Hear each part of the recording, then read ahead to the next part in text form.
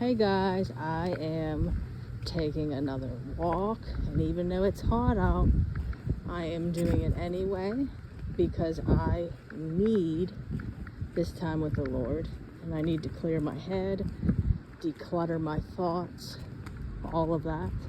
Before I get into what I'm going to talk about, I want to get into thanking all my new subscribers. And I want to also tell all of you that are in the group.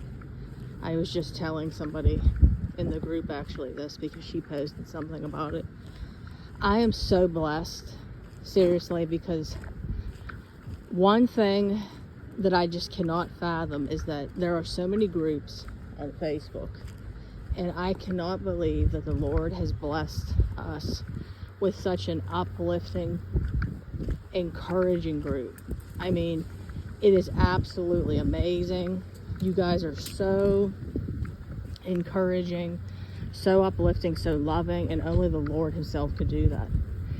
And I don't know why he picked me to do this, to create the group, to start coaching, but we have to trust the process, guys.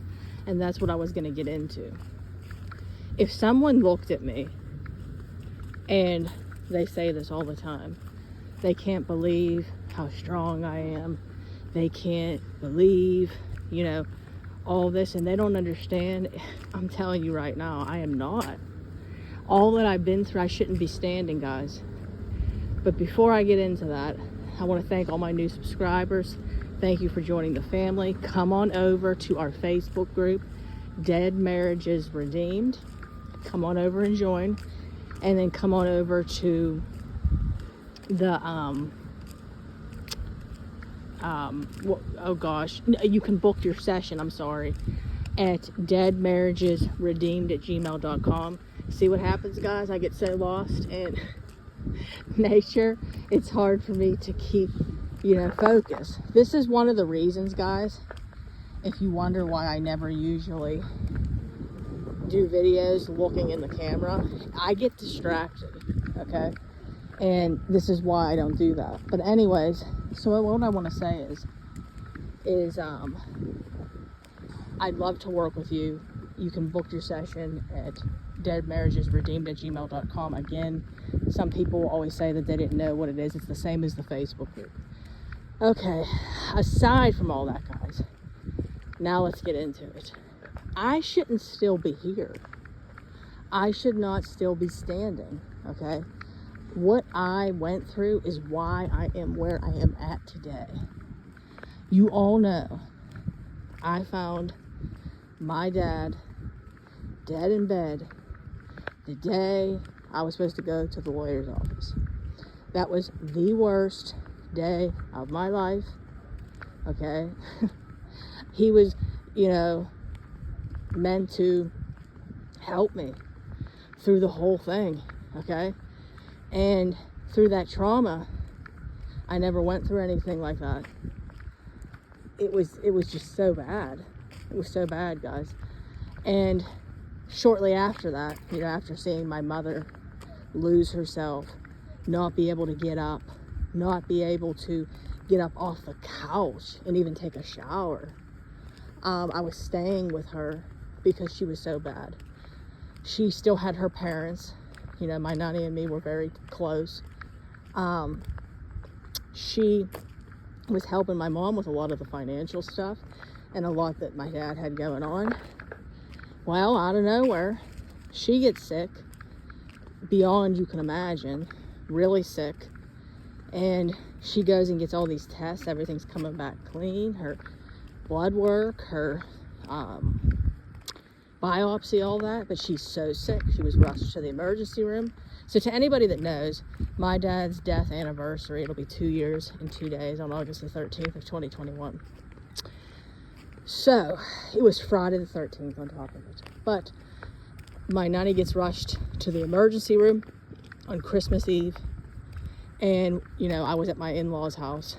And as you can imagine, while I'm at the in-laws' house, I don't want to be there. I want my husband back. And I'm hoping that maybe, things will be worked out, but I didn't realize that there was just so much more time yet.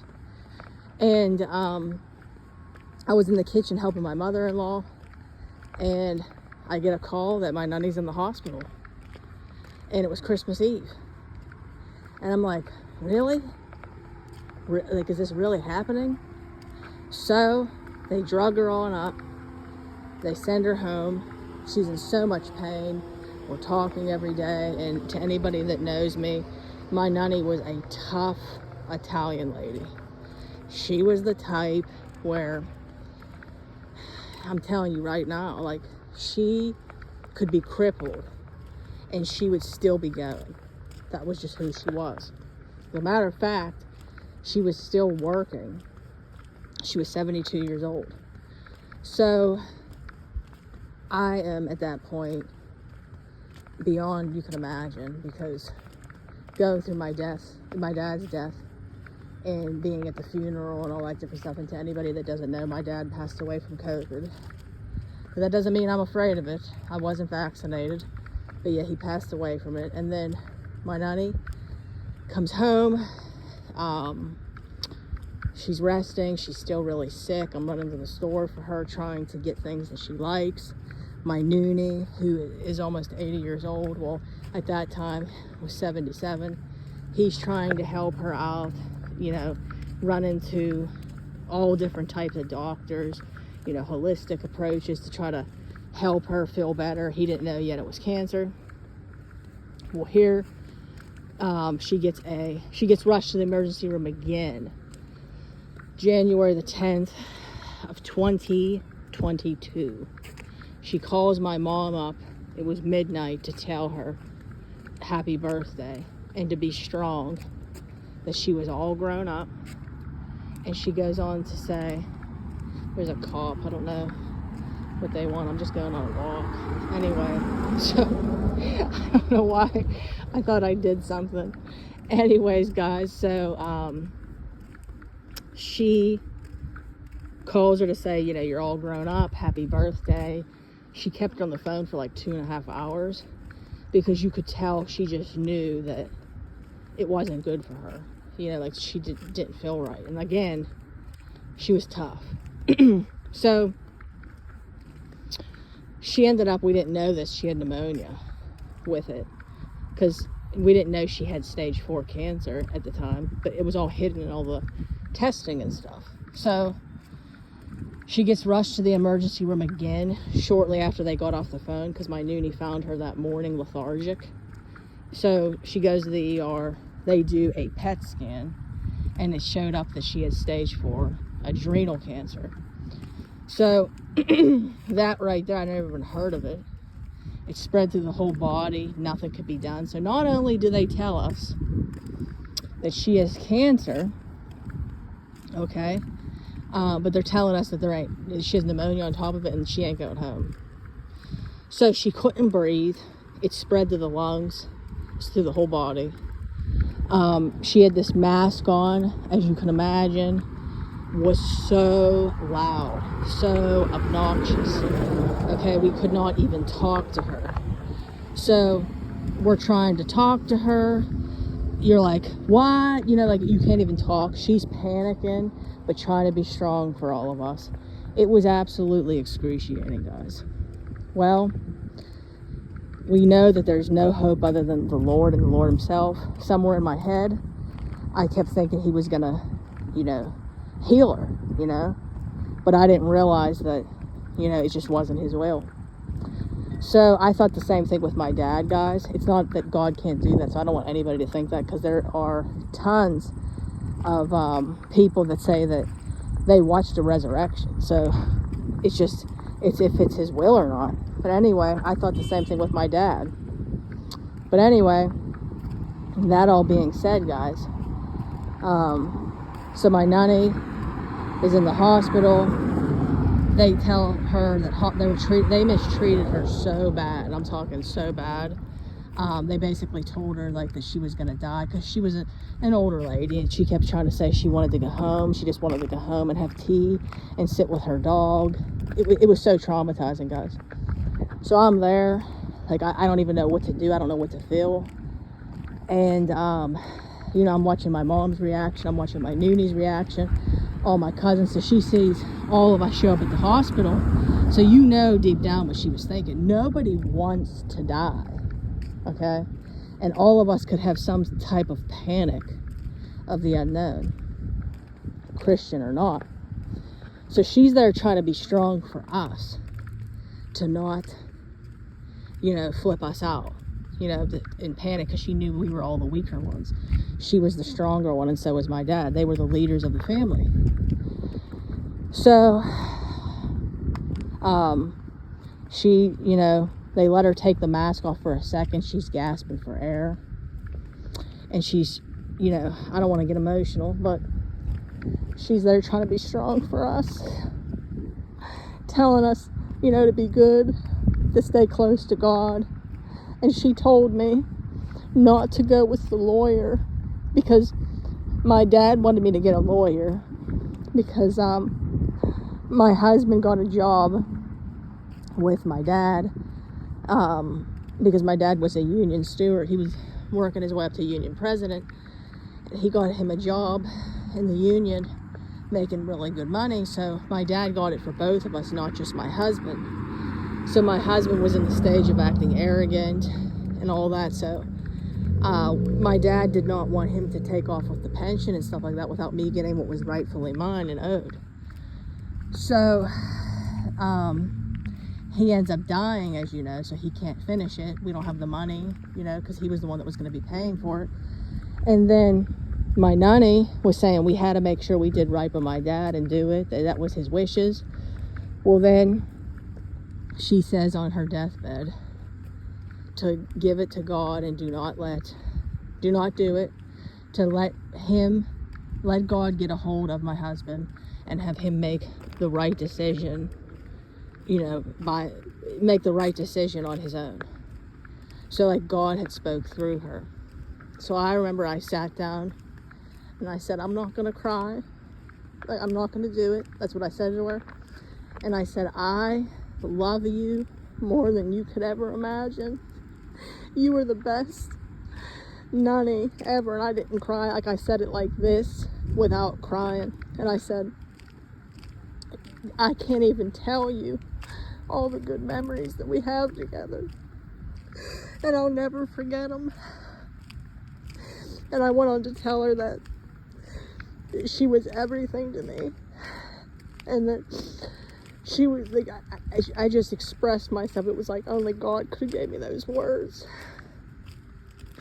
So anyway, after that day, well, and then even my husband, it was so weird, he called, and him and her were on bad terms, because she was checking him on his stuff. And of course, you know, prodigals, they're in rebellion. And they even got on the phone, and she went on to tell him that she loved him, because, you know, pride, it stops you from doing those things. And the Lord was leading her, you know, to forgiveness too. So they got on the phone and they made peace before she left. And after that, for the last 6 days that she was in the hospital living, or it might have been even just 4 or 5, she ended up going into a trance, and she was no longer there. It was like she was in this sleep and she wasn't with it anymore. And hospice came in and, you know, had to give her the stuff to, you know, put her out of her misery, I guess you could say, however you want to word it. We did everything we possibly could. They said that, you know, it just was not going to happen. It was through the whole body. There was nothing else we could do. She wouldn't be able to leave the hospital. We tried to do everything we could to get her to be home. She needed these machines, and, you know, they were telling us that she was going to be passing any day now. It was awful, guys. It was awful. So then after that, I didn't even tell you, my aunt came to my dad's funeral, and she ended up getting COVID as she left, and she ended up dying. And then obviously my nanny. Then after my nanny died, my cousin Kathy, she had brain cancer, And she went in for surgery. She was in her 50s. And it was a month after my nanny passed. They found out there was a leak in her brain, and they could not do the surgery. So she ended up dying in the hospital. Then her dad, for the celebration of life that they had for her, a couple months later, was found in his yard the day of. He was cutting his grass, dropped over dead. His wife, who was in a nursing home a month later, ended up dying after he did because she sensed his absence, and I guess they say she died of a broken heart. My cousin's husband's mother ended up getting cancer, and it went downhill really fast. She ended up passing, and then in the midst of all this, he was a really close friend. The undertaker who buried all these people ended up dying. So when I tell you, it was a year, man. It was a year. And through all of that, and I'm still working on the grief. God's still healing me from that type of trauma. That's one of the reasons I ended up in the bad health problems I did. And I'm telling you right now that all of it has purpose. All of it has purpose. We have to trust that process, and I would not be who I am today without it. I'm telling you, he's using me and my family to be the one that leads them. And then my nanny and my dad were the leaders of the family. They were the leaders. And it's the craziest thing, but the devil's whole goal, and he does this in marriages too, if he takes out the leader, okay, which was the husband, or the leaders of the family, which in our case, the leaders of the family were my dad and my nanny, the whole family will fall. But what he didn't understand is God had a backup plan. And the Lord didn't let anybody die. It was all part of the process. So we have to trust it. That's what we have to do, despite of our own understanding. So trust the process. And again, even though it doesn't always seem fair sometimes, like I look sometimes and I see people celebrating Father's Day and it hurts my heart. Or I see people that still have their grandmother, it hurts my heart, especially because they were still young. But there's babies that are born, and die. Who am I? God never promised us eternal life. And to anybody that doesn't know the rest of the story, my brother, his wife left. She took the kid. They both, were not living the best. And she took their son. He, sees my dad die and all that stuff, and all the other deaths. He ends up on drugs. And he's still currently in that situation. I'm watching my mom cry every day because it's her son. I'm watching her say she doesn't know what to do. How do you handle this when it's your son? How do you handle it? Do you have him be homeless? How, it's a lot easier said than done. Like, people have so much to say, but it's not their kid. I know what I would say if it wasn't my kid, but when it's your kid, what do you do? How do you handle it? Then, she's watching her dad, my noonie, suffer. He misses his wife, my nanny. She misses her husband, so my noonie's watching her suffer about her husband being gone. Then my mom sees me being a marriage restoration coach, talking all about marriage restoration, but then in her head, she sees that her husband died. So why didn't God pick her marriage? We don't have the answers to all this. I don't know. But it hurts to watch all this. But the point I'm trying to make is, I would not be where I am at today if it was not for the Lord. I was where you guys are all at, even financially, okay? I was where you were at. And I watched God raise me up. I watched it. And he's going to do the same thing for you. Right now, he's telling me to take another step of faith. He wants me to do this coaching full time. I mean, that is truly obedience and faith, guys. So this was a longer rant. I'm sorry that it got emotional, and I'm sorry that it went over a little longer, but I just was led by the Spirit to do it.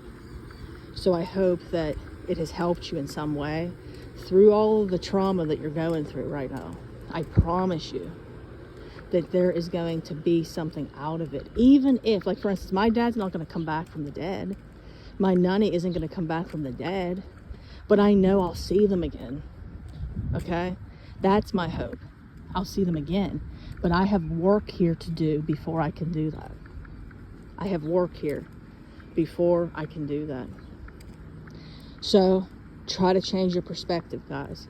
This isn't about your marriage or having, the honeymoon stage again, or having that again. This is about you getting into purpose, working your purpose, and completely changing the world to this. We're meant to be disciples.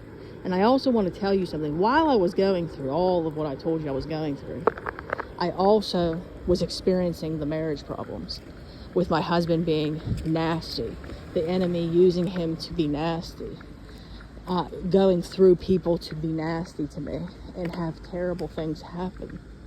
So I know pain. I know it. So there isn't anything you guys can tell me, that I won't understand. There's nothing to be ashamed of. I'd love to work with you. You can email me, like I said, at deadmarriagesredeemed@gmail.com. You have a good day, guys. I'm going to spend some time with the Lord and be in His presence. I hope that you all are having a wonderful day. Get out in nature and spend some time with Him. God bless, guys. Bye.